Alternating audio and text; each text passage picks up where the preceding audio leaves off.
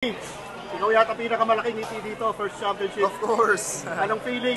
Siyempre, sobrang sarap ng feeling, surreal. Very grateful and blessed po sa opportunity na binigay sa akin. Ngayon nanalo ka ng championship, medyo parang nagre-reflect ka ba? Biglang pumapasok sa isip yung journey mo? Yes, to be honest, opo. Kasi may time nga po na nawala na po ako sa PBA. Tapos nalipat ako sa Terra Firma na more or less nasa baba. Tapos ngayon nasa championship. I mean, not just me but si Kahilig rin. So very thankful kami sa opportunity. So eto na-experience mo na yung championship. Ano yung parang yung unang pumapasok sa isip mo na ganito pala? Yung honestly, yung pumapasok ko, gusto ko pa mas madami pa.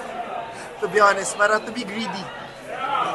Parang ngayon ba pumapasok din sa isip mo na di pala ganun kadali mag-champion? Ano po? Di pala ganun kadali mag-champion? Opo, sobrang hirap mag-champion pala. Kala ko once makalipat na sa SMB, magiging I mean more or less madali, pero hindi pa rin pala. Sobrang hirap, lahat ng teams lumalakas talaga. And syempre, pag pinag-usapan tong series na to, hindi pag-usapan yung game 1. No, yeah. Yung game 1 na na-visit yung na-shave yung points ni Mo.